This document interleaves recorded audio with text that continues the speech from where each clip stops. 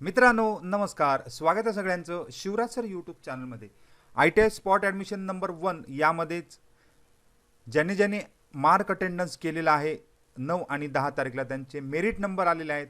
आणि merit number कशाप्रकारे बघायचे, कोणत्या ITI मध्ये नंबर लागेल हे बघण्यासाठी तुम्हाला मेरिट नंबर बघणं गरजेचं आहे. तर जाऊ डायरेक्ट डिटेल व्हिडिओकडे.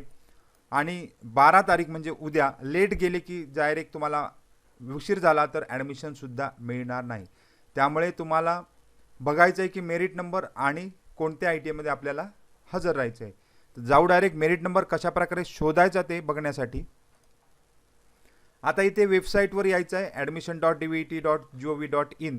या वेबसाईटवर आल्यानंतर तुम्हाला या ज्या 3 लाईन दिसत आहेत त्यामध्ये कॅन्डिडेट लॉग इनमध्ये रजिस्टर कॅन्डिडेट लॉग इनला क्लिक करा. इथे तुमचा नंबर एंटर करा जो तुम्ही फॉर्मवर आहे तो. पासवर्ड एंटर करा. याची बेरीज वजाबाकी जी काय असेल ती एंटर करायची आहे आणि साइन इन करायचं आहे. जर पासवर्ड विसरला तर क्लिक हिअरवर करायचं आहे. आता इथे आपण साइन इन करतो आहोत. आता साइन इन केल्यानंतर प्रोसीड टू पोर्टलवर गेल्यानंतर प्रोसीड टू रजिस्टरवर जायचं आहे.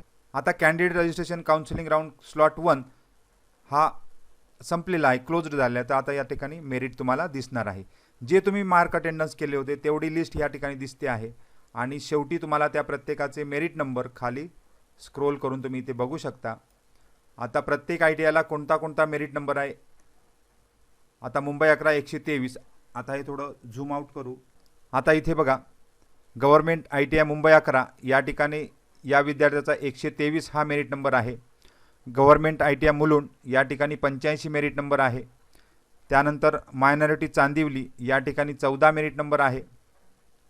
त्यानंतर चेंबूरसाठी 13 मेरिट नंबर आहे. नंतर कुर्ल्यासाठी 36 मेरिट नंबर आहे आणि गोवंडीसाठी 16 मेरिट नंबर आहे. अशा प्रकारे आता हा विद्यार्थी ठरवणार आहे की आपल्याला कुठे हजर राहायचं आहे. आता या विद्यार्थ्याने एकाच कोणत्या तरी ITIला हजर राहायचं आहे 12 ऑगस्ट सकाळी 8 वाजता असं म्हटलेलं आहे. म्हणजे ज्याचं मेरिट नंबर जरी कमी असला तरी रिक्त जागांचा तपशील बघायचा आहे. रिक्त जागा जर इथे कमी असतील तर इथे जाऊन इथे जायची गरज नाही आहे. आता ही जनरेट अँड सेव्ह PDF करू शकता आणि उद्या या ठिकाणी हजर राहू शकता. आता ज्या ठिकाणी जागांची संख्या जास्त आहे, आता मुलुंड या ठिकाणी साधारण 1238 जागा आहेत. आता कालच व्हिडिओ अपलोड केला होता. 1238 जागा मुलुंड या एका लोकेशनला आहे. आणि तुम्हाला व्हेकन्सी अजूनही बघायची असेल तर तुम्ही या ठिकाणी बघू शकता कशाप्रकारे त्याचे सुद्धा व्हिडिओ केलेले आहेत. तर 1238 जागा असल्यामुळे त्या ठिकाणी मुलुंडच्या लोकेशनला या विद्यार्थ्याला चान्सेस जास्त आहेत. जरी मेरिट नंबर जास्त असला तरी इथे 1200 जागा आहेत, त्यामुळे इथे जायला हरकत नाही. कुर्ल्याला सुद्धा जागा बघायची आणि जायचं आहे. म्हणजे ह्या कोणत्या तरी एका ITIला जाऊन हजर राहायचं आहे इथे जनरेट अँड सेव्ह PDF करून. आता एकाच ठिकाणी हा विद्यार्थी हजर राहू शकतो, कोणत्या तरी एका ITIला हजर राहायचं आहे. तर अशा प्रकारे अपडेट आहे. वेकन्सीट बघा कोणत्या कोणत्या आहेत आणि तुमचा मेरिट नंबर बघून घ्या आणि जनरेट अँड सेव्ह PDF करून उद्या सकाळी तुम्हाला इथे टायमिंग जे आले त्या टायमिंगला हजर राहायचं आहे. जर ज्याचं मेरिट खूप वरती असेल त्यांना सकाळी बोललं आहे, एकदम खूप खाली असेल समजा 700-800 मेरिट असेल तर साधारण दुपारी बोलवलं जातं. त्यामुळे तुमचं मेरिट बघा आणि त्यानुसार हजर राहायचं आहे. तर सगळ्यांना खूप खूप शुभेच्छा आहेत. काही डाऊट असेल तर कमेंट बॉक्समध्ये कमेंट करा आणि उद्यासाठीच हजर राहा, कारण उद्या बऱ्यापैकी ॲडमिशन हे केलं जाणार आहे. तर सगळ्यांना शुभेच्छा आहेत. त्याचबरोबर लेट जर उद्या गेले तर त्या डायरेक्ट तुम्हाला बाहेरसुद्धा, कारण ॲडमिशनच मिळणार नाही, म्हणजे म्हणून म्हटलं आहे की लेट गेले की थेट बाहेर.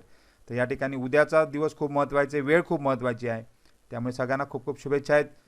स्पॉट ॲडमिशनसाठी जे काही मेरिट नंबर आलेले आहेत ते बघून तुम्ही उद्या जाऊन हजर राहायचं आहे.